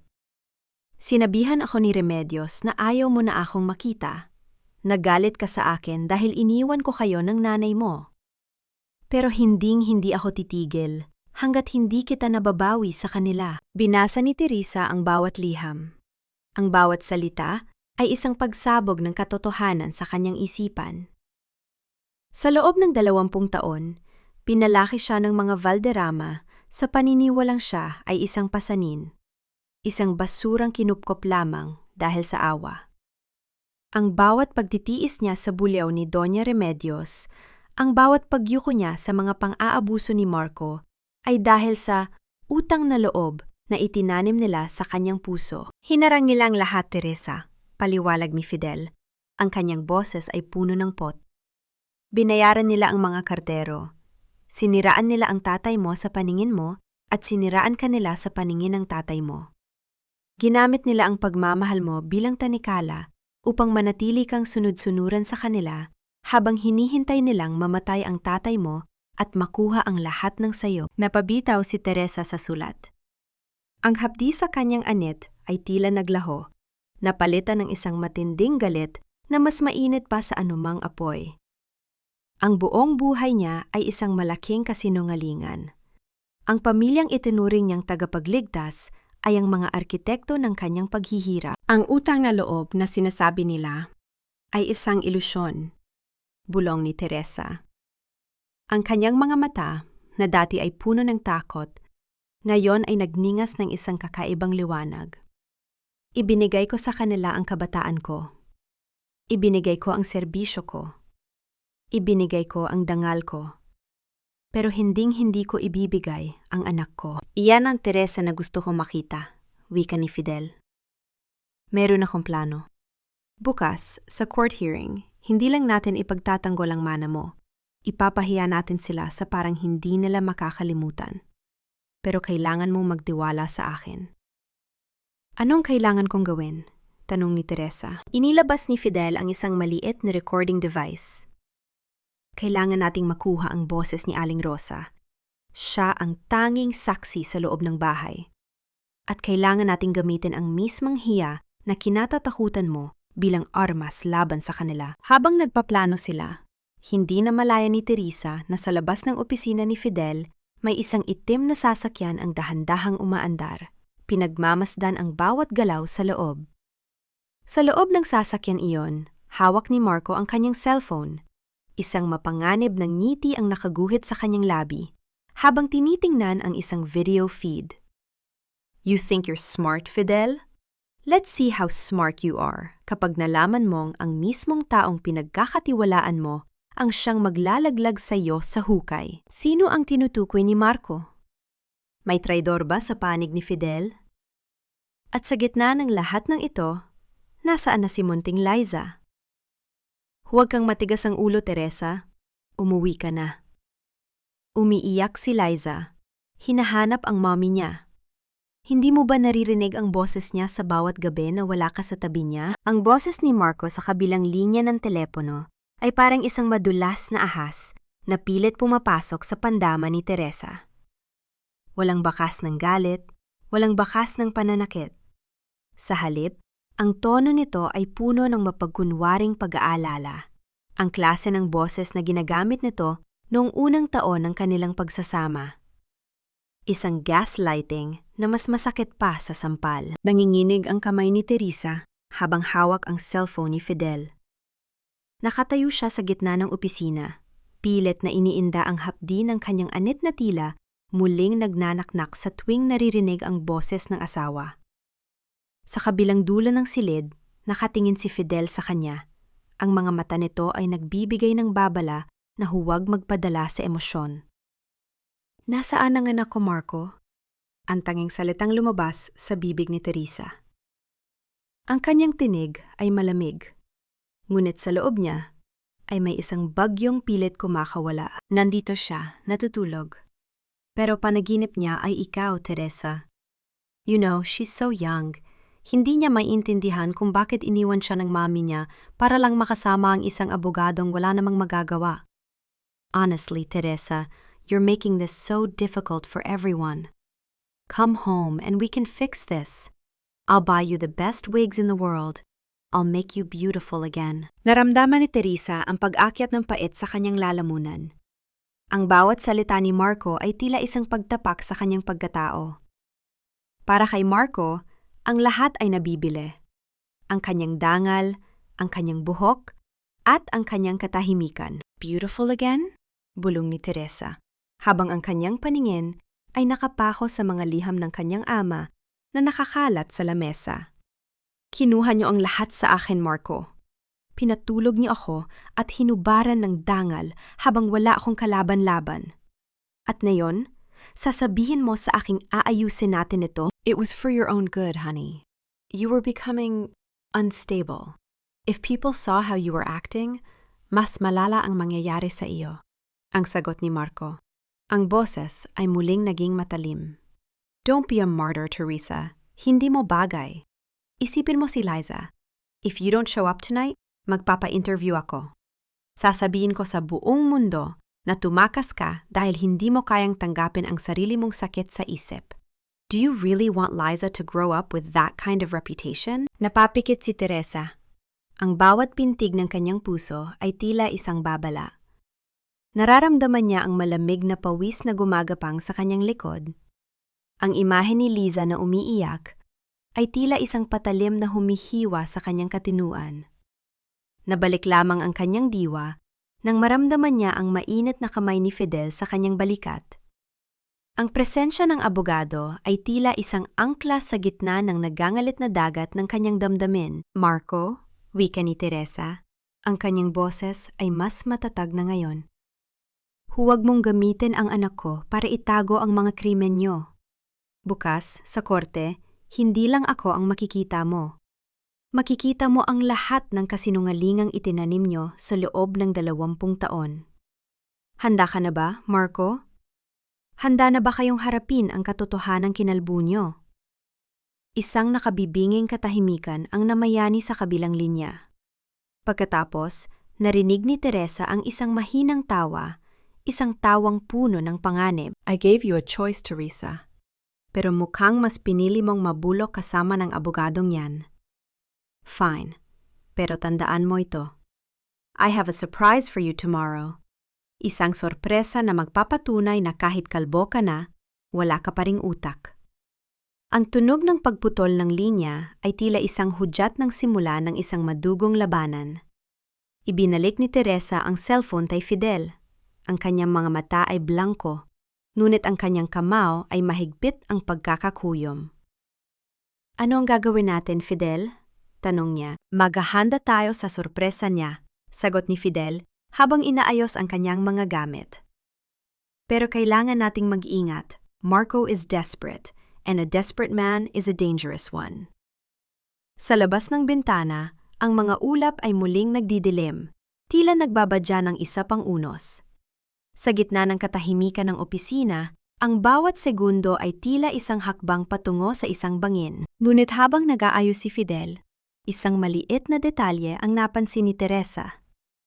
Ang isang drawer sa lamesa ni Fidel na dati ay laging nakasara ay bahagyang nakabukas. At sa loob nito, nakita niya ang isang pamilyar na bagay. Ang mismong trimmer na ginamit sa kanya kagabi. Bakit nasa kay Fidel ang makinang panggupit na yon? Paano ito napunta sa kanya? Isang malamig na kilabot ang gumapang sa buong katawan ni Teresa. Sino ba talaga ang kakampi niya sa mundong ito na puno ng mga mapagpanggap? Tila tumigil ang pagdaloy ng dugo sa mga ugat ni Teresa nang mamataan ng bagay na yon. Ang trimmer, ang mismong makinang pumatay sa kanyang huling hibla ng dangal, ay nakahiga sa loob ng drawer ni Fidel, tila isang tahimik na saksi na naghihintay na matuklasan. Ang bawat talim nito ay tila kumikinang sa ilalim ng ilaw ng opisina, nangaasar sa kanyang naguguluhan ng kaisipan. Bakit nasa iyo ito, Fidel? Ang boses ni Teresa ay halos isang pabulong na tanong, ngunit puno ng lason ng pagdududa. Hindi agad sumagot si Fidel. Tumayo siya mula sa kanyang kinauupuan, ang kanyang mukha ay nanatiling kalmado, ngunit may isang kislap ng pagkabigla sa kanyang mga mata na hindi niya agad na itago. Dahan-dahan siyang lumapit kay Teresa, ngunit sa bawat hakbang nito, mas lalong napaatras ang babae, hanggang sa tumama ang likod ni Teresa sa malamig na dingding. Teresa, let me explain. Huwag kang mag-isip ng kung ano-ano. Malumanay na sabi ni Fidel. Ang kanyang mga kamay ay nakataas na tila sumusuko. Explain? You told me you were watching the mansion. You told me you wanted to help. Pero bakit ang ebidensyang ginamit laban sa akin ay nasa drawer mo? Magkasabot ba kayo ni Marco? Is this all just a game to make me look even more insane? Ang boses ni Teresa ay nagsimulang tumaas. Ang bawat salita ay may kasamang hapdi ng pagkakanulo. I got that from Aling Rosa. Bago ka lumabas ng mansyon, kinuha niya yan sa kwarto niyo at iniabot sa akin nung magkita kami sa kanto. I kept it as evidence, Teresa. This is the smoking gun that will prove Marco drugged you and cut your hair, maring paliwanag ni Fidel. I didn't tell you because I didn't want you to be triggered. Look at you. Naninginig ka na naman sa takot dahil lang nakita mo yan. Napatingin si Teresa sa kanyang sariling mga kamay. Totoo, tila may sariling buhay ang kanyang mga daliri sa tinde ng panginginig. Ang kanyang puso ay bumibilis ang pintig, parang isang tambol na nagbababala ng paparating na gulo. Gusto niyang maniwala. Gusto niyang isipin na si Fidel ang kanyang tagapagligtas, ang kanyang tanghing kakampi sa mundong ito na tila naging isang malaking selda. Ngunit ang mist of distrust ay tila isang makapal na usok na bumabalot sa kanyang puso. Paano kung ang lahat ng ito ay bahagi lamang ng isang mas malaking plano? Ang anak ko, nasaan si Liza? Pag-iba ni Teresa sa usapan, ang kanyang mga luha ay muling nagsimulang pumatak, dumadaloy sa kanyang maputlang pisingi. Fidel, please, if you are really on my side, makuha natin si Liza. I can't breathe knowing she's in that house with those monsters. Lumambot ang ekspresyon ni Fidel. Humakbang siya palapit at sa pagkakataong ito, hindi lumayo si Teresa. Hinawakan ni Fidel ang mga kamay ng babae. Ang mga kamay na dati ay puno ng alagang pampamilya. Ngunit na yon ay puno ng mga sugat ng emosyon. Tomorrow, Teresa. Sa hearing, we will file for an immediate protection order and temporary custody.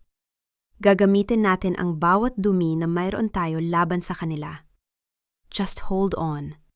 Don't let Marco win by breaking your spirit tonight. Pangako ni Fidel. Naiwan si Teresa na nakaupo sa sahig ng guest room pagkatapos umalis ni Fidel. Hinawakan niya ang kanyang kinalbong ulo. Ang bawat haplos niya sa sariling anit ay isang paalala ng kanyang pagkatalo. Ngunit kasabay nito ay isang paalala ng kanyang galit. Kinuha niya ang isang maliit na suklay na naiwan sa mesa. Isang gamit na wala na siyang paggagamitan, at mahigpit itong piniga sa kanyang palad hanggang sa bumaon ang mga ngipin nito sa kanyang balat. Ang hapdi ay nagpabalik sa kanya sa realidad. Hindi siya pwedeng sumuko. Hindi siya pwedeng maging biktima na lamang habang buhay. Habang papalalim ang gabi, isang mahinang kaluskos ang narinig ni Teresa sa labas ng kanyang bintana. Isang anino ang dahan-dahang gumagalaw sa ilalim ng poste ng ilaw sa labas ng opisina ni Fidel. Isang taong naka-hoodie, tila may hinihintay. Biglang tumunog ang cellphone ni Teresa. Isang lumang unit na ibinigay ni Fidel para sa emergency. Isang message ang pumasok mula sa isang unknown number. Mama, natatakot po ako. Sabi ni Daddy, aalis daw po kami at hindi na kita makikita. Ang boses ni Liza ay tila umalingaw-ngaw sa isip ni Teresa habang binabasa ang mensahe. Ang kanyang mundo ay muling nayanig. Hindi na siya makapaghihintay hanggang bukas. Ang bawat segundo na lumilipas ay isang hakbang palayo sa kanyang anak. Dahan-dahang tumayo si Teresa. Kinuha niya ang gunting na nasa ibabaw ng mesa ni Fidel. Hindi para sa kanyang buhok, kundi para sa anumang haharang sa kanyang landas. Sinong nagpadala ng mensaheng yon? Si Liza ba talaga o isang bitag na naman ni Marco? At kung bitag man ito, may lakas pa ba si Teresa na lumaban kung ang nakataya ay ang buhay ng kanyang munting anghel? Ang gabi ay tila isang itim na kumot na nagnanais sumakal sa bawat natitirang pag-asa ni Teresa. Sa bawat paghinga niya, nararamdaman niya ang hapdi ng sugat sa kanyang anet. Ngunit mas matindi ang hapdi sa kanyang puso na tila unti-unting pinupunit ng bawat salita sa mensaheng natanggap niya.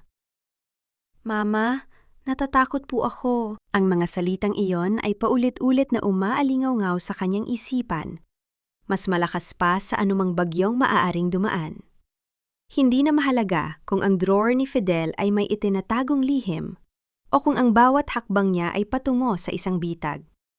Ang tanging mahalaga ay ang munting tinig na nagmamakaawa sa kanya sa gitna ng bilim. Dahan-dahang binuksan ni Teresa ang pinto ng guest room.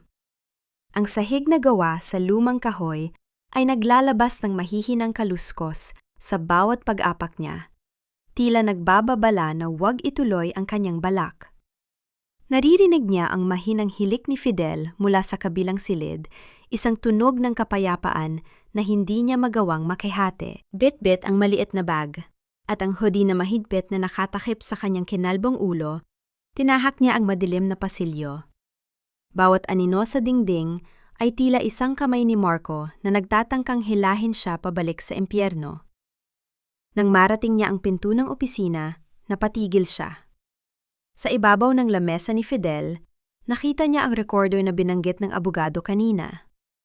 Sa isang udyok ng damdamin, kinuha niya ito at isinilid sa kanyang bulsa. Paglabas niya ng gusali, ang malamig na hangin ng madaling araw ay humalik sa kanyang mga pisingi. Ang kalsada ay tahimik, maliban sa malayo at mahinang ugong ng mga sasakyang dumadaan. Sa kanto, sa ilalim ng malamig na liwanag ng poste, nakita niya ang aninong kanina pa nagmamasid. Teresa, isang pamilyar na boses ang tumawag sa kanya. Hindi ito si Marco. Hindi rin ito ang mga tauhan nito. Isang matandang babae na nakabalot sa madilim na shawl ang lumapit, si Aling Rosa. Ang kanyang mga mata ay puno ng takot at pagmamadali. Aling Rosa, bakit kayo nandito? Nasaan si Liza? Halos pasigaw na tanong ni Teresa, ngunit agad ding tinakpan ang kanyang sariling bibig. Anak, makinig ka ng mabuti. Wala na tayong oras. Mabilis na sabi ni Aling Rosa habang hinahawakan ang nanginginig na mga kamay ni Teresa. Pinadala ko ang mensaheng iyon gamit ang phone ni Marco noong naliligo siya. Hindi ko pwedeng hayaang magulat ka na lang bukas sa korte. Anong ibig mong sabihin? May sorpresa si Marco, Teresa. May binayaran silang doktor, isang Dr. Arnaldo. Gagawa sila ng pekeng record na nagsasabing matagal ka nang may sakit sa isip at naging marahas ka kay Liza noon mga nakaraang buwan.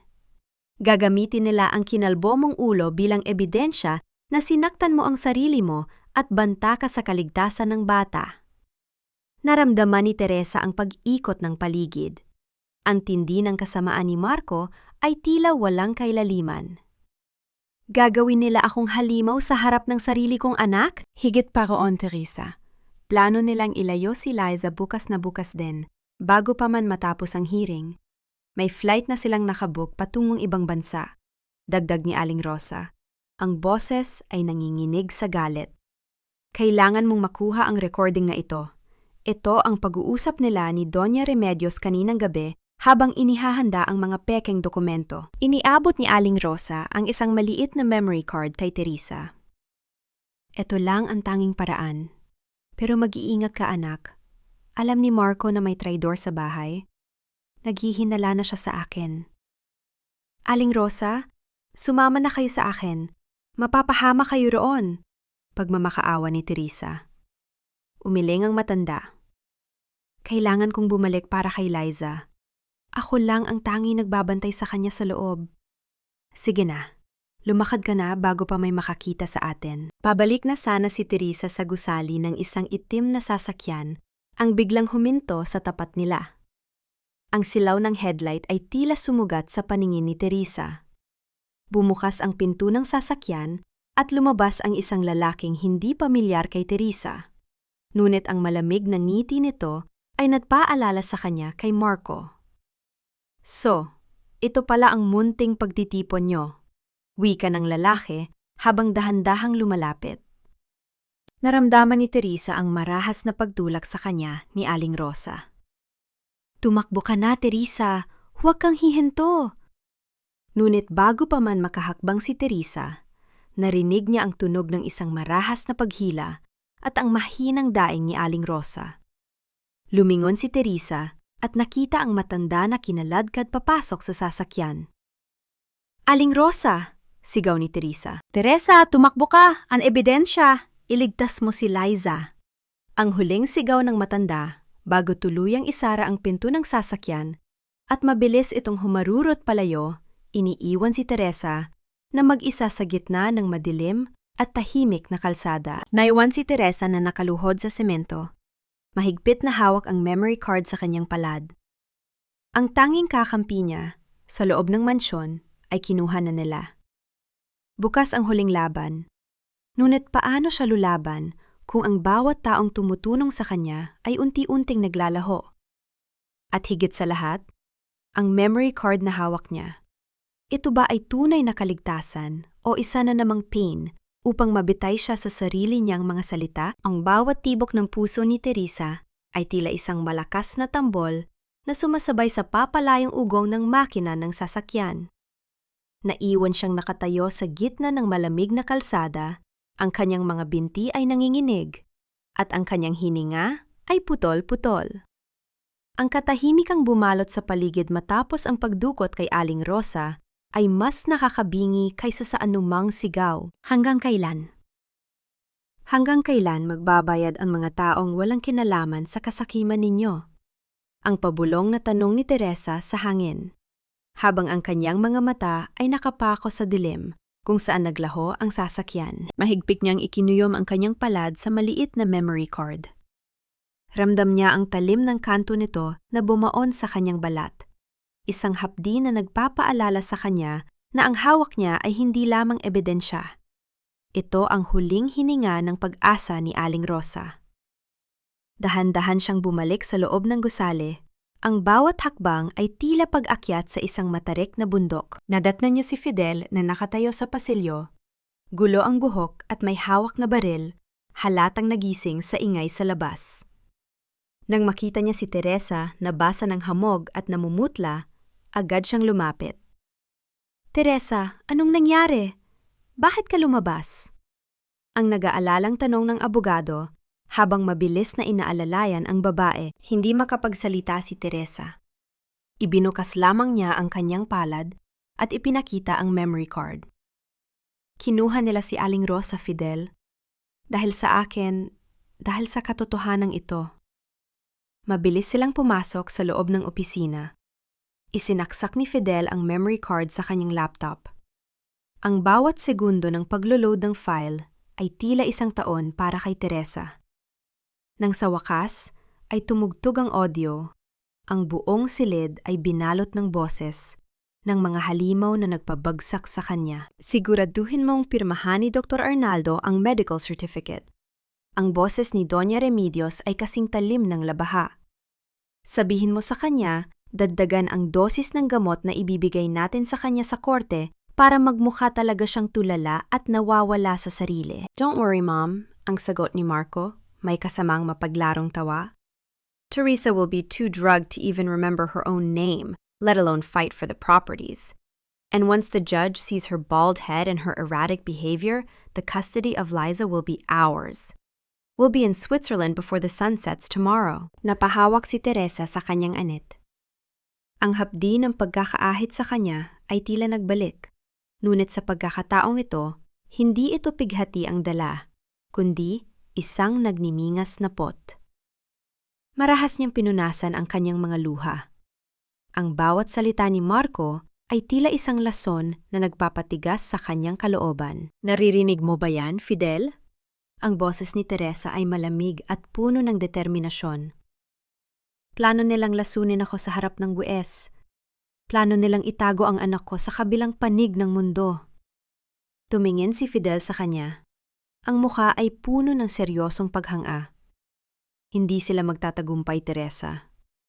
Ngayong hawak natin ito, tayo ang may hawak sa leeg nila. But we have to be smart. Marco is expecting a broken woman tomorrow. He's expecting a victim who can't speak. Kung ganon, ibibigay ko sa kanya ang isang sorpresa.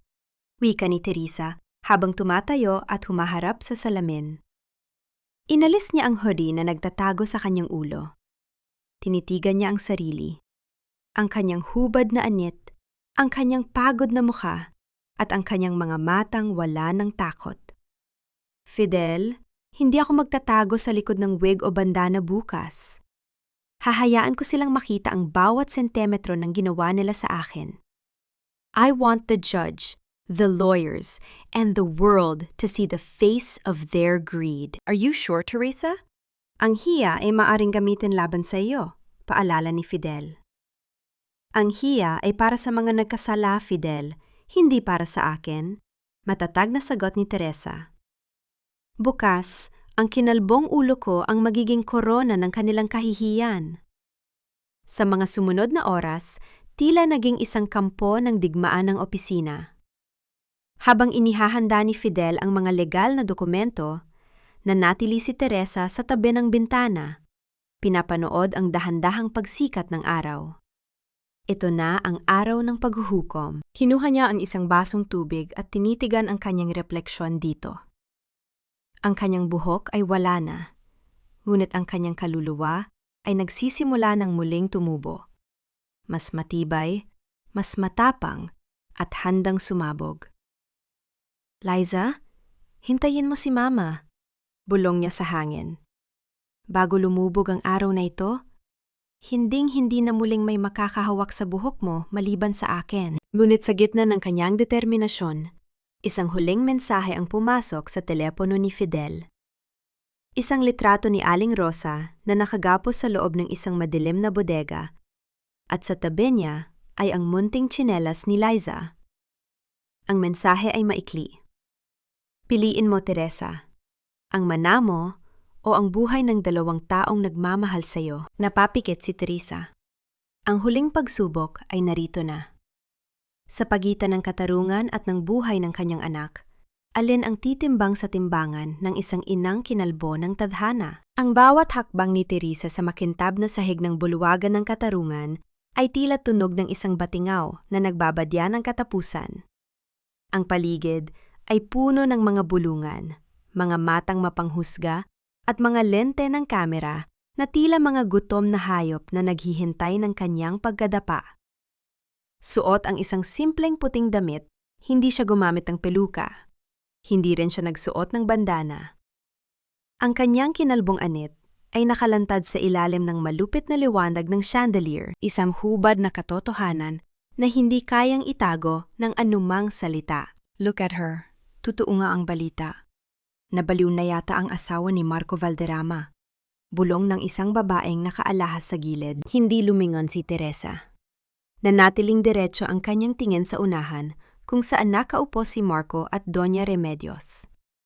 Ang mag-ina ay mukhang kagalang-galang sa kanilang mga mamahaling suot.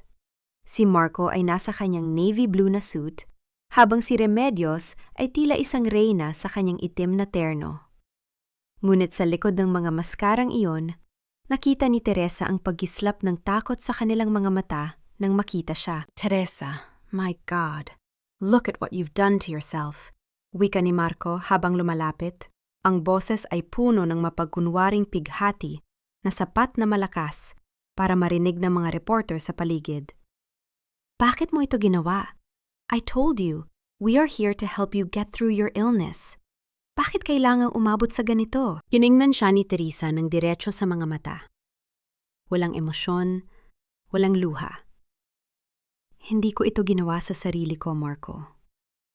Alam mo kung sinong kamay ang humawak sa trimmer? Alam mo kung sinong mga mata ang nanuod habang kinukuha niyo ang bawat hibla ng danggal ko? Hun, you're delusional. The stress of your father's death is too much for you, sagot ni Marco. Sabay hawak sa kanyang braso ng mahigpit. Isang hawak na tila nagbabanta. Stop this drama. Let's go to the doctor. Isipin mo si Liza. Ayaw mo naman sigurong makita ka ng anak nating ganito, diba? Sa pagbanggit ng pangalan ng anak, naramdaman ni Teresa ang pagkirot ng kanyang puso. Naalala niya ang litrato ni Aling Rosa na nakagapos at ang tsinelas ni Liza. Ang kanyang buong katawan ay nagnanais na sumuko, na sumunod na lamang sa utos ni Marco para sa kaligtasan ng kanyang munting anghel. Ngunit bago pa siya makapagsalita, humakbang si Fidel sa gitna nila. Mr. Valderrama, bitawan mong kliyente ko. Ang korte ang magpapasya kung sino ang baliw at kung sino ang kriminal. Pumasok sila sa loob ng courtroom. Ang bawat segundo ay tila isang pagbitay. Ang kampo ni Marco ay nagsimula ng ilahad ang kanilang mga pekeng dokumento. Si Dr. Arnaldo, ang bayarang doktor, ay tumayo at nagsimulang magsalita tungkol sa mental instability ni Teresa. Ang bawat salita ay tila isang pako na ibinabaon sa kabaong ng kanyang kalayaan. Your Honor, the petitioner is clearly unfit to care for herself, let alone her child and her properties, wika ng abogado ni Marco. The fact that she shaved her own head in a fit of rage is proof enough. Tumayo si Fidel. Ang kanyang boses ay tila isang dagundong sa gitna ng katahimikan. Your Honor, Meron kaming ebidensya na magpapatunay na ang lahat ng ito ay isang masusing binalangkas na krimen. Isang audio recording ng mismong pagpaplano ng pamilya Valderrama upang lasunin at hiyain ang aking kliyente. Nabalot ng tensyon ang buong silid. Nakita ni Teresa ang pamumutla ni Doña Remedios. Akmang ilalabas na ni Fidel ang recorder nang biglang tumunog ang cellphone ni Teresa sa loob ng kanyang bulsa. Isang video call. Pilit na binuksan ni Teresa ang phone. Ang bumungad sa kanya ay ang mukha ni Liza. Umiiyak at nakatali sa isang upuan sa loob ng isang madilim na bodega. Sa likuran ay nakatayo ang isang lalaking may hawak na gunting. Dahan-dahang inilalapit ito sa buhok ng bata. Isang ebidensyang ilalabas mo, Fidel? At hinding-hindi na makikilala ni Teresa ang anak niya. Ang bulong ni Marco na siya lamang ang nakakarinig, habang nakangiti ng matamis sa harap ng judge. Nabitawan ni Teresa ang kanyang bag. Ang mundo ay tila umiikot. Napatingin siya kay Fidel na naghihintay ng kanyang hudyat. Ang recorder ay nasa kamay na ng abogado. Ang katotohanan ay isang pindot na lamang ang layo, ngunit ang buhay ng kanyang anak ay nakasabit sa isang manipis na sinulit. Teresa, ipe-play na ba natin? Tanong ni Fidel. Ang kanyang boses ay puno ng pag-aalala. Lumingon si Teresa kay Marco. Ang tuso at mapanganib ng ngiti nito ay tila isang huling hatol. Sa sandaling iyon, ang lahat ng mata ay nakatuon sa babaeng kinalbo ng tadhana. Isasakripisyo ba niya ang katarungan para sa kanyang anak? O gagamitin niya ang kanyang huling lakas upang wasakin ang pamilyang Valderrama, kahit na ang kapalit nito ay ang pinakamahalagang bahagi ng kanyang buhay? Bumukas ang pinto ng courtroom ng malakas. Isang humihingal na aling rosa ang pumasok, puno ng pasa ang mukha at punit-punit ang damit. Hawak-hawak ang isang bata. Huwag kang titigil, Teresa! Ligtas na si Liza! Sigaw ng matanda bago siya tuluyang bumagsak sa sahig. Napatayo si Marco. Ang kanyang muka ay mula sa pagiging mapanuri ay naging larawan ng purong takot. Si Teresa ay tila nabuhayan ng 1,000 lakas. Kinuha niya ang recorder mula kay Fidel, lumakad patungo sa gitna ng korte at hinarap ang wes. Your Honor, ang boses ni Teresa ay umalingaw-ngaw, mas matatag kaysa sa anumang bagyo. Makinig kayo sa boses ng mga taong nagnakaw ng aking buhok. Ngunit hinding-hindi mananakaw ang aking kaluluwa. Pinindot ni Teresa ang play. Ngunit sa halip na ang boses ni Marco ang lumabas, isang nakabibinjing static ang narinig. Kasunod ang boses ni Fidel. Ang boses ni Fidel na may kausap na ibang tao. Don't worry, Marco. Everything is according to plan. Teresa will lose everything. At sa atin mapupunta ang bahagi ko. Nanlamig ang buong pagkatao ni Teresa. Ang recorder na hawak niya ay hindi ang ebidensyang kailangan niya. Lumingon siya kay Fidel at nakita niya ang isang malamig at tuso na ngiting. Hindi niya akalaing makikita sa taong pinagkatiwalaan niya ng kanyang buhay. Sino ba talaga ang kakampi ni Teresa? At sa gitna ng traidurang ito, nasaan ang tunay na katarungan para sa isang babaeng wala nang ititira, kundi ang kanyang galit? Tila binagsakan ng langit at lupa ang bawat natitirang pangarap ni Teresa. Ang bawat kataga sa recording na iyon ay parang mga linta na sumisipsip sa huling patak ng kanyang pag-asa. Lumingon siya kay Fidel, ang taong inakala niyang anghel na sumagip sa kanya mula sa kalsada. Ngunit ang nakita niya ay isang estrangerong may niting kasing lamig ng sementeryo. Fidel, bakit? Ang bulong ni Teresa ay halos hindi marinig. Isang daing ng isang pusong muling pinatay sa harap ng maraming tao. Hindi sumagot si Fidel. Inayos lamang niya ang kanyang salamin at tumingin sa huwes nang may mapagkunwaring pag-aalala. Your Honor, I am as shocked as everyone else. I didn't know my staff was being manipulated by the opposition. I apologize for this technical error. Humalahak si Marco, isang tunog na puno ng tagumpay at pangungutya. Kita niyo na, Your Honor? Maging ang sarili niyang abogado ay hindi siya mapagkakatiwalaan. My wife is not just mentally ill. She is surrounded by people who take advantage of her state. This is why I need full custody of my daughter and control over the estate to protect her from herself. Nagkagulo ang mga reporter. Ang mga flash ng camera ay tila mga kidlat na tumatama sa hubad na anit ni Teresa. Pakiramdam niya ay muling umiikot ang makinang panggupit sa kanyang ulo. Muling kinukuha ang bawat hibla ng kanyang pagkatao. Ang kahihiyang nararamdaman niya ay mas masakit pa sa anumang sugat. Ngunit sa gitna ng kaguluhan, narinig ni Teresa ang boses ni Aling Rosa. Ang matanda ay pilit na bumabangon mula sa sahig. Yakap-yakap si Liza na umiiyak at tinatawag ang kanyang ina. Huwag kang maniwala sa kanila, Teresa. Sigaw ni Aling Rosa. Ang boses ay paos, ngunit puno ng puwersa. Ang card! Ang card na ibinigay ko sa'yo sa kalsada! Hindi yan ang nasa recorder! Tila nabuhayan ng kuryente ang otak ni Teresa.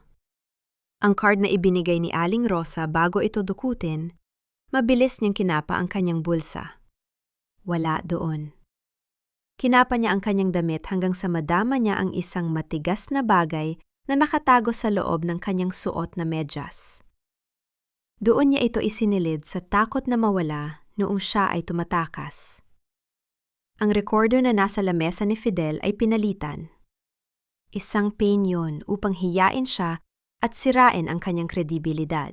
Tumayo si Teresa ng tuwid. Sa gitna ng korte, sa harap ng mga taong itinuturing siyang baliw, dahan-dahan niyang inangat ang kanyang kamay.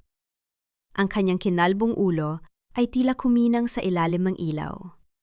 Hindi na bilang simbolo ng kahihiyan, kundi bilang isang korona ng katotohanan. Your Honor, hiling ko po ang isang pagkakataon, wika ni Teresa. Ang kanyang boses ay hindi nanginginig. Ito ay malakas, malinaw, at puno ng otoridad na nagpatahimik sa buong silid. Ang abogado ko ay maaring nagtaksil sa akin, ngunit ang katotohanan ay hindi kailanman magtataksil sa isang ina. Inilabas ni Teresa ang maliit na memory card mula sa kanyang medyas. Lumakad siya patungo sa clerk of court, nilalagpasan si Fidel, na ngayoy unti-unti nang nawawalan ng kulay ang mukha. Play this, Your Honor.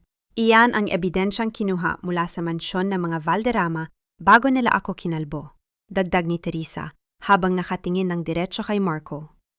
Nang isaksak ang card at magsimulang tumugtog ang audio, hindi static ang narinig.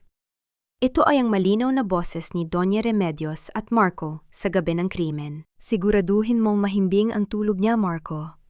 Ang bawat hibla ng buhok na mawawala sa kanya ay 1,000,000 piso sa bulsa natin.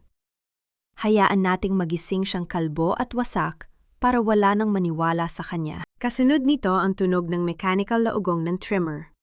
Ang boses ni Teresa na nagmamakaawa sa gitna ng pagkakadroga at ang malupit na halahak ni Marco. Ang buong courtroom ay binalot ng nakabibinging katahimikan. Ang mga reporter ay napatigil sa pagtype. Ang huwes ay napasandal sa kanyang upuan. Ang mukha ay puno ng matinding galit. Napapingin si Teresa kay Marco. Ang asawa niyang dati ay tila hari ng mansyon, ay tila naging isang maliit na daga na nasusukol sa kanto. Si Doña Remedios ay napahawak sa kanyang dibdib, pilit na humihinga ng malalim. Your Honor, it's a deep fake. Gawa-gawa lang yan, sigaw ni Marco. Ngunit ang panginginig ng kanyang boses ay nagkanulo sa kanya. Manahimik ka, Mr. Valderrama, mariing utos ng huwes. I have heard enough. Lumingon ang huwes kay Teresa. Sa unang pagkakataon, nakita ni Teresa ang respeto sa mga mata ng batas. Mrs. Valderrama, ang korteng ito ay humihingi ng paumanhin sa bawat pasakit na naranasan mo. Based on this evidence, I am ordering the immediate arrest of Marco Valderrama and Remedios Valderrama for domestic abuse, illegal detention, and conspiracy to defraud. Ngunit sa gitna ng tagumpay na iyon, isang malakas na sigaw ang narinig mula sa gilid ng korte. Si Fidel, sa desperasyon na hindi mahuli, ay mabilis na lumapit kay Teresa at tinangkang hablutin ang bata mula kay Aling Rosa. "Kung babagsak ako, isasama ko kayong lahat!" Sigaw ni Fidel habang may inilalabas na matalim na bagay mula sa kanyang bulsa. Nanlaki ang mga mata ni Teresa. Ang kanyang tagumpay ay tila muling nanganib. Sa isang iglap, kailangan niyang pumili. Ang kanyang kaligtasan o ang kaligtasan ng mga taong nagbuwis ng buhay para sa kanya. Humakbang si Teresa sa pagitan ni Fidel at ni Liza. Hinarap niya ang matalim na dulo ng panulat na hawak ng abogado. "Tapos na ang pananakit mo, Fidel. Look at me. Wala na akong buhok na pwedeng gupitin. Wala na akong takot na pwedeng gamitin. Subukan mong saktan ang anak ko at makikita mo kung anong kaya ng isang inang wala nang ititira kundi ang kanyang galit." Napahinto si Fidel. Ang determinasyon sa mga mata ni Teresa ay tila isang pader na hindi niya kayang buwagin. Sa huli, binitiwan niya ang kanyang sandata at dahan-dahang lumuhod habang ang mga pulis ay mabilis na lumapit upang pusasan siya. Niyakap ni Teresa si Liza ng mahigpit. Nararamdaman niya ang malambot na buhok ng kanyang anak sa kanyang mga pisingi, isang kabaliktaran ng kanyang sariling hubad na anit. Ang mga luha ng tagumpay ay sa wakas ay dumaloy. Tapos na. Ang bagyo ay lumipas na. Ngunit ang mga sikat ng araw ay tila may dalang huling katanungan. Paano nga ba magsisimulang muli ang isang babaeng kinalbo ng sariling pamilya? At nahanap na ba niya ang tunay na kapayapaan sa gitna ng mga abo ng kanyang nakaraan? Sa wakas, ang tunog ng gavel ng huwes ay tila isang huling hantungan sa mahabang gabi ng pagdurusa ni Teresa. Ang bawat kataga ng hatol ay nagsilbing tubig na naghugas sa bawat bakas ng kahihiyang ipinataw sa kanya ng pamilya Valderrama. Habang pinalalabas sina Marco, Doña Remedios at Fidel na nakaposas, ang katahimikang namayani sa loob ng silid ay hindi na nakabibingi. Ito ay payapa. Tila isang panalangin sa wakas ay dininig ng langit. Huminto si Marco sa tapat ni Teresa habang hinihila siya ng mga pulis. Ang kanyang mukha ay wala na ang dating yabang. Ang mga mata niya ay puno ng pot at pagsisisi, hindi dahil sa kanyang ginawa, kundi dahil siya ay nahuli. Subalit si Teresa, sa halip na gantihan siya ng galit, ay tinitigan lamang ang asawa ng may malamig na kawalan ng pakiramdam. Ang lalaking ito ay wala ng kapangyarihan sa kanya. "Teresa, hindi mo ito kakayanin ng mag-isa," bulong ni Marco. Ang boses ay nanginginig. "Sino ang titingin sa iyo? Isang babaeng kinalbo at wasak? Babalik ka rin sa akin." Dahan-dahang hinawakan ni Teresa ang kanyang hubad na anit, ramdam ang bawat marka ng talim na ngayoy nagsisimula ng maghilom. Ang buhok ay muling tutubo, Marco. Pero ang kaluluwa mong nabulok sa kasakiman ay hinding-hindi na magbabago. Mas pipiliin kong maging hubad ang ulo kaysa maging kasing dumi ng puso mo. Nang tuluyan na silang mailabas, lumapit si Aling Rosa, bit-bit ang munting si Liza. Ang bata ay agad na yumakap sa binti ng kanyang ina. Isinasantabi ang takot at kaguluhang naganap. Binuhat ni Teresa ang anak. Nararamdaman ang bigat na nagbibigay sa kanya ng katotohanan. Sa bawat halik ni Liza sa kanyang pisingi, tila unti-unting nabubura ang alaala ng malamig na tremor sa kanyang anit. Lumipas ang ilang linggo. Ang mansyon ng mga Valderrama ay naibenta upang bayaran ang lahat ng danyos at utang ng pamilya. Si Teresa, kasama si Aling Rosa at Liza, ay lumipat sa isang payapang bahay malapit sa dagat. Isang ari-arian na sadyang iniwan ng kanyang tunay na ama para sa kanya, na hindi kailanman nalaman ng mga Valderrama. Isang hapon, habang nakaupo sa beranda at pinagmamasdan ang dahan-dahang paglubog ng araw, kinuha ni Teresa ang isang maliit na salamin. Hindi na siya natatakot sa kanyang refleksyon. Ang kanyang buhok ay nagsisimula ng muling tumubo.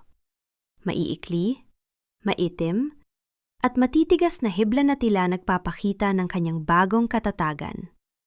Hindi na ito ang malambot at sunod-sunurang buhok na dati niyang ipinagmamalaki. Ito ay buhok ng isang mandirigma. Mama, ang ganda mo po. Wika ni Liza habang hinahaplos ang ulo ng ina. Para po kayong reyna na may maikling korona. Umiti si Teresa. Ang kanyang mga mata ay nanunubig sa kaligayahan. Inabot niya ang kamay ni Aling Rosa na nakaupo sa tabi niya, nagbabalat ng prutas. Salamat, Aling Rosa. Kung hindi dahil sa inyo, baka hanggang ngayon ay nakakulong pa rin ako sa dilim. Wala yon, anak. Ang utang na loob ay hindi isang tanikala, kundi isang tulay.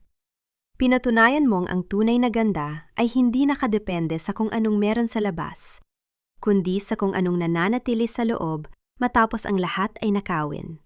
Sagot ng matanda ng may ngiti. Tumayo si Teresa at naglakad patungo sa dalampasigan. Ang bawat paghampas ng alon sa kanyang mga paa ay tila isang haplos ng pagpapatawad sa kanyang sarili.